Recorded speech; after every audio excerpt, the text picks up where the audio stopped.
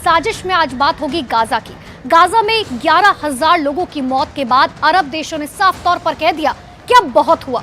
Saudi अरब में Islamic देशों की मीटिंग के बाद सबसे बड़ा फैसला लेबनान के हिजबुल्लाह ने ले लिया है। हिजबुल्लाह ने अब उस खूनी पंजे से वार करने का फैसला किया है जिसके जरिए उसने 2006 में हुए युद्ध के दौरान इजराइल की सेना को धूल चटा दी थी। हिजबुल्लाह ने अब ऐसे वेपन सिस्टम इजराइल बॉर्डर से फायर करने शुरू कर दिए जिसकी वजह से इजराइल के कई सैनिकों की मौत हो चुकी है। इतना ही नहीं, हिजबुल्लाह के धमाकों को देखकर इजराइल अब बहुत बड़ा हमला करने की तैयारी करने पर मजबूर हो गया है।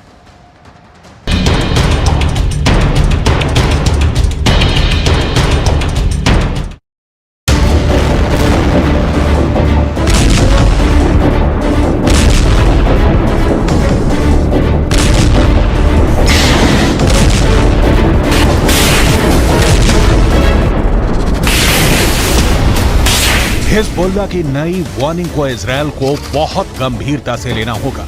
हिजबुल्लाह ने अपना पंजा दिखा दिया है। हिजबुल्लाह आगे क्या करने जा रहा है, इस वीडियो में उसके अगले एक्शन का साफ साफ इशारा किया गया है।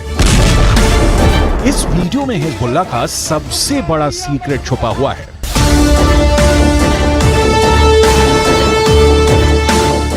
इसे ही हिजबुल्लाह का खूनी पंजा कहा जा रहा है। इस वीडियो में लेबनान के मिलिशिया हिजबुल्लाह की सबसे खतरनाक फोर्स एक्शन में दिखाई दे रही है।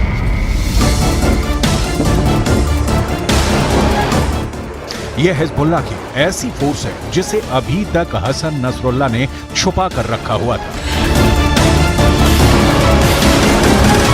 लेकिन अब इसका अंडरग्राउंड वाला दरवाजा खुलने जा रहा है। और अगर ये पूरी तरह से खुल गया तो समझ लीजिए कि इजरायल को बचाना अमेरिका के लिए भी मुश्किल हो जाएगा।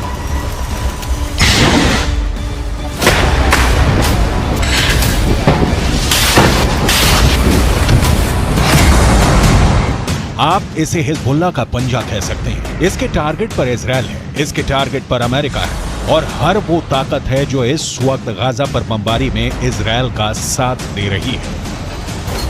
हिजबुल्लाह के महासचिव हसन नसरुल्लाह ने अपने भाषण में ऐसी बात कही है जिससे साफ है कि फिलिस्तीन और इजरायल के बीच चल रहा युद्ध लंबा चलेगा। इसमें 10 गुना और मौतें होंगी। इसमें टारगेट पर अब ऐसे ऐसे ठिकाने होंगे जिसके बारे में सुनकर कोई भी चौंक जाएगा।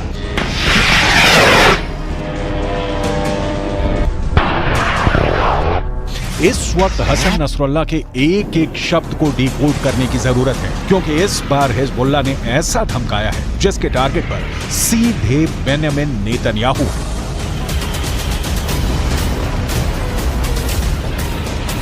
في الأيام القليلة الماضية موجة جديدة من التهديدات من نتنياهو، من جالنت، من جانيتس، من آخرين باتجاه لبنان، وسببه هو ارتفاع مستوى القلق باتجاه ما يجري في هذه الجبهة وارتقائها كما ونوعا وعمقا. طبعا نحن سنستمر في هذا الموقف، في هذا الأداء.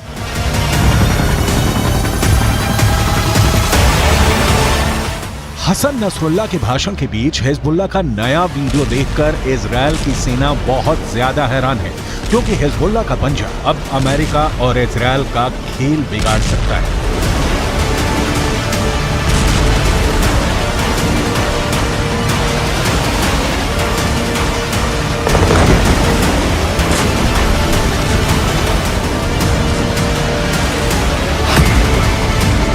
इस पंजे में हिजबुल्लाह की रॉकेट फोर्स है, इसमें हिजबुल्लाह का एंटी टैंक दस्ता भी है, हिजबुल्लाह के पंजे में स्नाइपर वाली गोलियां भी हैं, इसमें हिजबुल्लाह की स्पेशल फोर्स भी है और अब तक इसमें हिजबुल्लाह की सबसे खतरनाक और सटीक बैलिस्टिक मिसाइल भी शामिल हो गई है।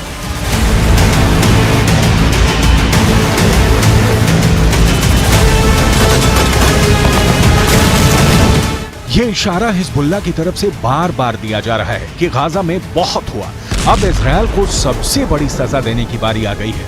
हमास के बाद हिजबुल्लाह इजरायल का सबसे बड़ा दुश्मन माना जाता है और हसन नसरुल्लाह के इस बात ने ये बात 100% साफ कर दी है।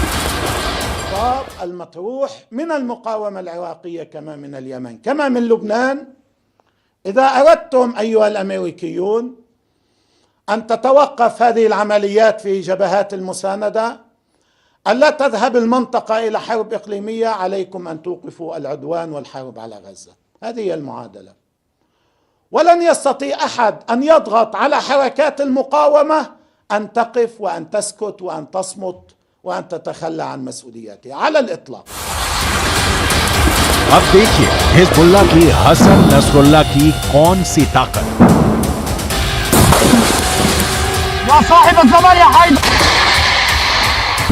हिजबुल्लाह कैसे अटैक कर रहा है इस वीडियो में साफ दिखाया गया है।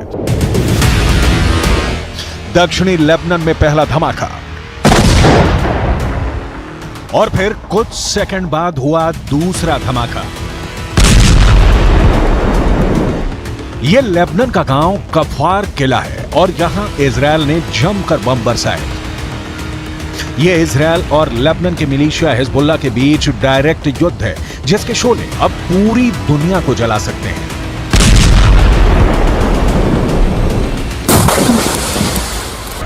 इजरायल और हिजबुल्लाह लड़ाई में हमले दोनों तरफ से हो रहे हैं, रॉकेट दोनों तरफ से दागे जा रहे हैं, तोपखाने दोनों तरफ खुले हुए हैं। लेकिन जब हिजबुल्लाह के ठिकानों पर इजरायल का बम गिरता है तो धमाका बड़ा होता है। हिजबुल्लाह और इजरायल की टक्कर इस वक्त तीसरी स्टेज पर पहुंच गई है। हिजबुल्लाह ने अपना पंजा निकालने का फैसला कर लिया है। इसका मकसद है आर पार का युद्ध। यह अमेरिका के लिए बहुत फिक्र की बात है, क्योंकि इस वक्त अमेरिका नहीं चाहता कि गाजा के अलावा इजरायल किसी दूसरे फ्रंट पर लड़ने के लिए मजबूर हो जाए। ارتقاء في عمل المقاومة في جبهتنا اللبنانية، ارتقاء كمي على مستوى عدد العمليات وحجم الاستهدافات عددها، وأيضا ارتقاء على مستوى نوع السلاح. نحن المرة الأولى في تاريخ المقاومة في لبنان نستخدم المسيرات الهجومية الانقضاضية.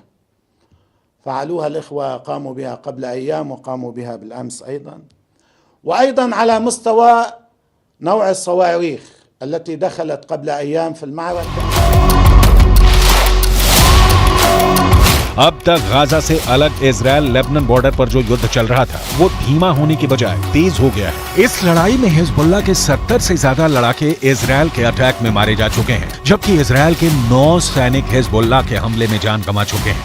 अब हिजबुल्लाह के महासचिव हसन नसरुल्लाह का नया भाषण इस युद्ध को किस लेवल पर ले जाएगा, इससे लेकर इजरायल के प्रधानमंत्री बेंजामिन नेतन्याहू से लेकर व्हाइट हाउस में बेचैनी बहुत ज्यादा है। इजरायल जवाबी हमले में अब तक हिजबुल्लाह के कई टारगेट को निशाना बना चुका है।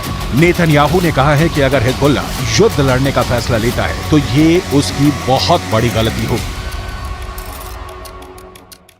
الذي يستطيع أن يمنع أن يوقف هذا العدوان هو من يدير هذا العدوان، وهو أمريكا هي التي تستطيع أن توقف هذا العدوان।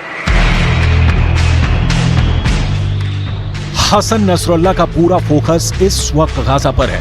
हिजबुल्लाह ने अब तक जो भी हथियार दिखाए हैं उसका उसने प्रैक्टिकल भी करके दिखा दिया है। लेबनान और इजरायल के बॉर्डर पर इजरायल ने जितने भी सर्वेलांस उपकरण लगाए हैं उनको पूरी तरह से तबाह कर दिया है। इन टावर्स को इजरायल ने अरबों रुपए खर्च करके लगाया था। पिछले 15 सालों में उसने लेबनान बॉर्डर पर निगरानी का जितना भी इंतजाम किया उसे हिजबुल्लाह ने एक झटके में खत्म कर दिया। इजरायल का दावा है कि हिजबुल्लाह के पास 1.5 लाख से ज्यादा रॉकेट हैं और इन रॉकेट्स के निशाने पर उसके हाइफा और तेल अवीव जैसे शहर हैं। ये रॉकेट इजरायल पर गिरे तो इजरायल के 2 बड़े शहरों का काम तमाम हो जाएगा। التي نسميها البركان والتي تستهدف بها المواقع. البركان صاروخ زنة المتفجرات الموجودة فيه ما بين 300 كيلو إلى 500 كيلو، يعني نصف طن. لكم أن تتصوروا نصف طن من المتفجرات يقع على رؤوس المواقع الإسرائيلية في المنطقة الأمامية وفي الحدود.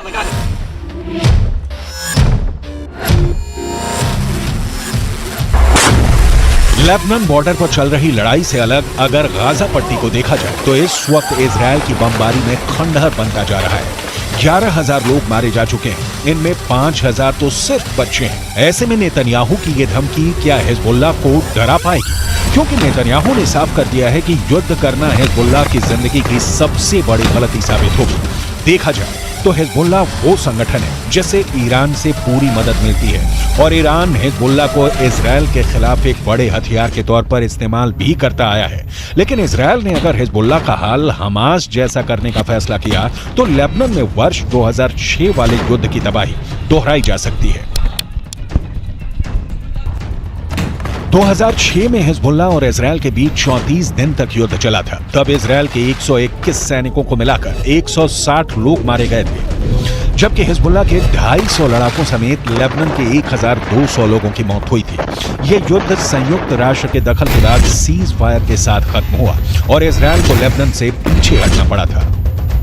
हिजबुल्लाह 2006 में हुए युद्ध को अपनी जीत बता रहा है, लेकिन उसे बड़ा नुकसान भी उठाना पड़ा था। इसीलिए अगर इस बार भी हिजबुल्लाह को नुकसान उठाना पड़ा तो समझ लीजिए ईरान को भी बहुत बड़ा झटका लगेगा। वैसे नेतन्याहू भी यही चाहते हैं, लेकिन उनकी यह ख्वाहिश अब पश्चिम एशिया को बारूद के ढेर पर बैठा चुकी है। गाजा में जिस तरह की बमबारी हो रही है उसने पूरी दुनिया को जैसे सबसे मिला दिया है।